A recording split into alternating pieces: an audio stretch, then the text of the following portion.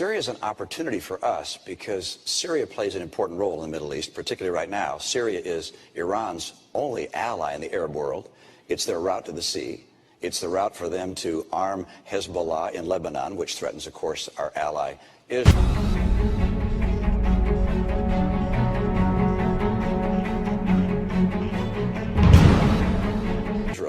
And so seeing Syria remove Assad is a very high priority for us. We need to make sure as well that we coordinate this effort with our allies, and particularly with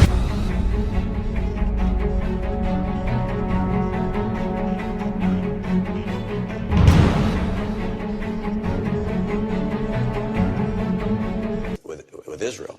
But the Saudis and the Qatari and the Turks are all very concerned about this. They're willing to work with us. We need to have a very effective leadership effort in Syria, making sure that the insurgents there are armed.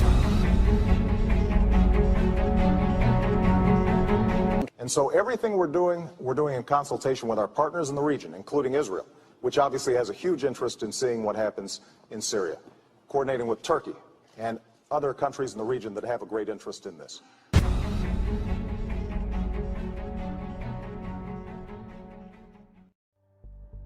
About 10 days after 9/11, I went through the Pentagon and I saw Secretary Rumsfeld and Deputy Secretary Wolfowitz. I went downstairs just to say hello to some of the people on the Joint Staff who used to work for me, and one of the generals called me and he said, "Sir, you got to come in and talk to me a second." I said, "Well, you're too busy." He said, No.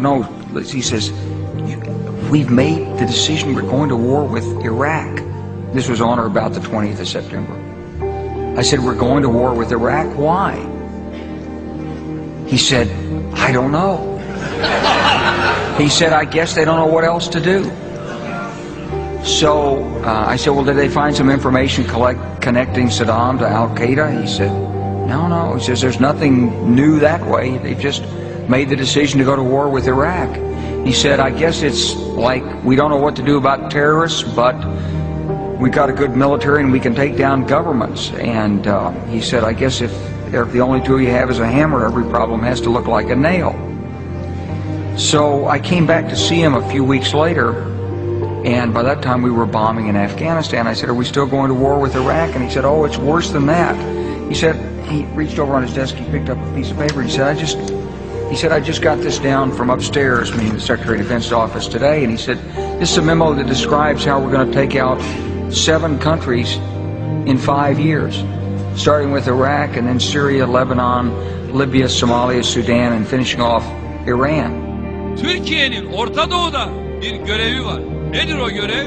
Biz geniş Orta Doğu ve Kuzey Afrika projesinin eş başkanlarından bir tanesiyiz. Ve bu görevi yapıyoruz biz. And Allah will raise his voice and Allah will say, "I am the Almighty Allah.